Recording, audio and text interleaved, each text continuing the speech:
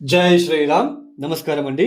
2025 November మాసంలో కన్యా రాశి వాళ్ళ మాస ఫలితాంశాలు ఎలా ఉన్నాయో తెలుసుకుంటూ వెళ్దాం. ఈ ఒక నవంబర్ మాసంలో ఏ గ్రహాలు ఏ రాశిలలో సంచారం చేస్తున్నారు అని సూచించే జాతక చక్రం అండి. ఇలానే మన జాతకం కూడా వస్తుంది. అంటే మనం పుట్టినప్పుడు ఏదైతే మన భూమికి వచ్చామో ఆ ఒక సమయానికి ఆ పుట్టబోయే సమయానికి ఏ గ్రహాలు ఎక్కడున్నప్పుడు, ఆ గ్రహాలు ఏ నక్షత్రాల మీద ఉన్నప్పుడు, అలానే ఎన్ని అష్టకొర్గ బిందులు ఇచ్చుకుంటూ వచ్చారు, ఇలా అన్నీ కూడా మన జాతక రీత్యా మనం తెలుసుకుంటూ వెళ్ళవచ్చు.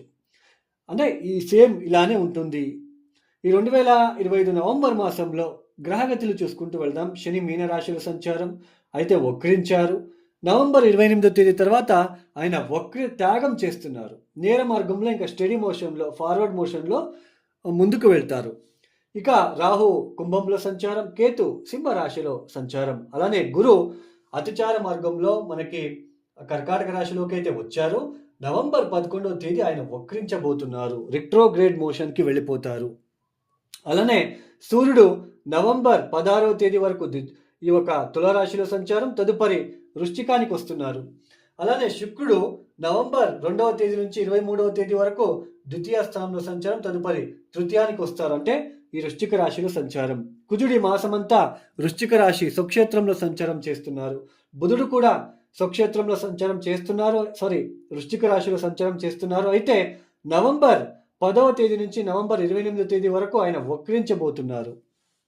ఈ ఒక గ్రహ సంచారం ఏదైతే ఉందో ఈ గ్రహ సంచారం వలన కన్యా రాశి వాళ్ళకి చూడండి, ఈ కన్యా రాశి వాళ్ళు ఈ ద్వితీయ స్థానంలో వ్యయాధిపతి రవి వచ్చి ద్వితీయ స్థానంలో ఉండడము ఆర్థిక కుటుంబ విషయాలలో కొంచెం డిస్టర్బెన్సెస్ ఏర్పడే సూచనలు, అలానే ఆరోగ్యరీత్యా కూడా కొంచెం మీరు డిస్టర్బెన్సెస్ని ఆకస్మికంగా మీరు చూస్తూ వస్తూ ఉంటారు.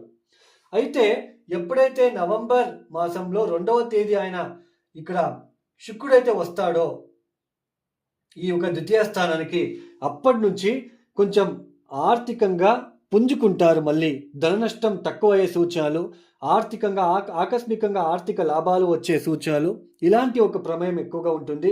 ఎక్కువ మంచి మంచి భోజనాలు చేయడం అనేది ఉంటుంది. ఎప్పుడైతే రవి వచ్చారో మీకు సరైన సమయానికి భోజనం కూడా చేయడానికి ఉండదు.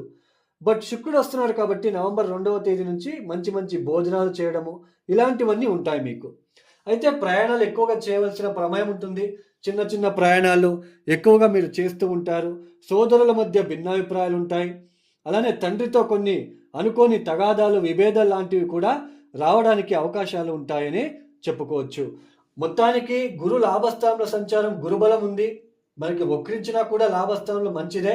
అయితే పంచమాన్ని వక్రించిన గురువు పంచమాన్ని చూస్తుంటారు కాబట్టి కొంచెం ఆలోచించి నిర్ణయాలు తీసుకోండి. లవ్ మ్యారేజ్ ఇవన్నీ కూడా అయ్యే సూచనలు ఉంటాయి. అలానే షేర్ మార్కెట్ ఇన్వెస్ట్మెంట్, ఎక్స్ట్రా బిజినెస్లో నేను ఇంకా ఇన్వెస్ట్మెంట్ చేయాలి, ఆలోచించండి. 1-2 సార్లు ఆలోచన చేసే ప్రయత్నం చేసుకోండి, లేకపోతే ఇబ్బందులు పడతారని చెప్పుకోవచ్చు. అలానే భార్య భర్తల మధ్య కొన్ని అనానుకూలత ఏదైతే మీకు ఇన్ని రోజులు చూశారో అవి తగ్గుతాయి. ఈ ఒక మాసంలో తగ్గే సూచనలు కూడా ఉంటాయి. ఎప్పుడైతే రవి ముందుకు వెళ్తాడో ఈ ఒక భార్య భర్తల మధ్య కొన్ని ఇబ్బందులు తగ్గడము, ఆరోగ్యరీత్యా కొంచెం మీకు మేలుకోవడం అంటే కోలుకోవడము, శరీరం సౌకర్యం పెరగడం లాంటిది, మంచి మంచి భోజనాలు టైంకి మంచి భోజనాలు చేయడము, ఇలాంటివన్నీ మీరు చూసుకోవచ్చు. అంటే గురుబలం ఉంది. బట్ ఇన్వెస్ట్మెంట్ ఈ విషయంలో జాగ్రత్తలు తీసుకోండి. అయితే బిజినెస్లో కూడా మంచి లాభం ఉంటుంది. అయినప్పటికీ మీరు ఎక్స్ట్రా ఇన్వెస్ట్మెంట్ చేయాలి, ఎక్స్ట్రా ఇంకా బిజినెస్ ఎక్స్పాన్షన్ చేయాలి. ఈ ఒక విషయంలో మీరు జాగ్రత్తలు తీసుకోండి, లేకపోతే అనవసరంగా మీరు ఇబ్బందులు పడతారు. అలానే సంతానం విషయంలో కూడా, సంతానానికి సంబంధించిన విషయంలో కూడా కొంచెం మీరు జాగ్రత్తలు తీసుకోండి, లేకపోతే ఇబ్బందులు పడతారు. అంటే కొంచెం వాళ్ళకి ఖర్చులు పెరగడము ఇట్లాంటివి ఉంటాయి. వాళ్ళకి ఆరోగ్య విషయంలో ఇబ్బందులు ఇలాంటివన్నీ ఉంటాయి. ఇక మీద ఏదైతే నవంబర్ 16వ తేదీ తర్వాత మీకు అన్నీ కూడా కొంచెం సవ్యంగా జరుగుతాయి. ప్రయాణాలు పెరుగుతాయి, దేవతా దర్శనాలు, తీర్థక్షేత్రాల దర్శనాలు ఇవన్నీ కూడా మీకు కలిసి వస్తాయని చెప్పుకోవచ్చు. అయితే ఇక చూడండి, ఈ కన్యా రాశి వాళ్ళకి రవి కుజులు ఎప్పుడైతే ధనుసు రాశిలోకి వస్తారో శని దృష్టి పడుతుంది. వాహనం వెహికల్ రిలేటెడ్ మీరు జాగ్రత్తలు తీసుకోవాలి. అప్పుడు అంటే డిసెంబర్లో వస్తారు వీళ్ళిద్దరు ఇక్కడికి. శని దృష్టి ఇక్కడ మీద పడడం అనేది మానసిక సంఘర్షణ, ఈ వెహికల్ రిలేటెడ్ యాక్సిడెంట్లు జరగడము ఇవన్నీ కూడా జరుగుతాయి. కాబట్టి కొంచెం జాగ్రత్తలు తీసుకోండి, లేకపోతే ఇబ్బందులు వచ్చే సూచనలు ఉంటాయి. ఈ కన్యారాశి వాళ్ళకి మొత్తం మీద కొంచెం అనుకూలంగా ఉంటుంది నవంబర్. కొంచెం 2వ వారం తర్వాత కాస్తలో కాస్త మీకు అనుకూలత పెరిగే సూచనలు ఎక్కువగా ఉంటాయి. జర్నీస్ ఇవన్నీ కూడా ఉంటాయి. కొంచెం ధైర్యం పెరుగుతుంది. సోదరుల మధ్య కొంచెం డిస్టర్బెన్సెస్ కూడా ఉంటుంది. సోదరుల మధ్య డిస్టర్బెన్సెస్, తర్వాత ఏదైనా ఒక పని అనుకుంటే చురుకుగా చేస్తారు, ఫాస్ట్గా చేసేస్తారు ఈ సమయంలో. ఎందుకంటే కుజుడు తృతీయ స్థానంలో ఉన్నాడు కాబట్టి ఫాస్ట్గా మూవ్ అవ్వడము, ఫాస్ట్గా పనులు చేసుకోవడము, ఫాస్ట్గా స్కిల్స్ పెరగడము ఇవన్నీ కూడా ఉంటాయి.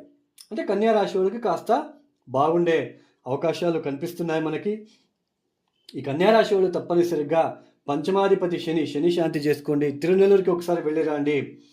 ఈశ్వర ఆరాధన, మహామృత్యుంజయ మంత్రం చదువుకోండి. మృత్యుంజయ మంత్రం మీరు ఎంత చదువుకుంటారో మీకు అంత మంచిగా ఉంటుంది. కొంచెం రవి శాంతి చేసుకోండి.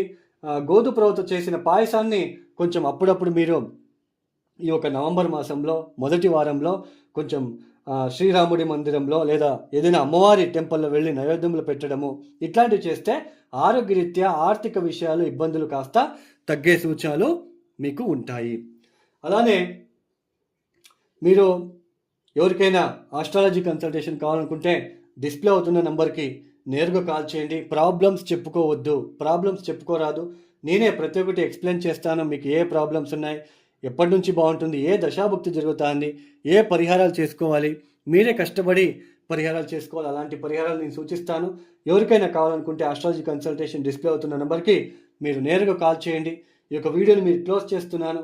ఎవరైతే ఈ వీడియోని చూస్తున్నారో కన్యా రాశి వాళ్ళు లైక్ చేయండి, షేర్ చేయండి, సబ్స్క్రైబ్ చేసుకోండి. సర్వే జనో సుఖినో భవంతు. ధన్యవాదములు. జై శ్రీరామ్.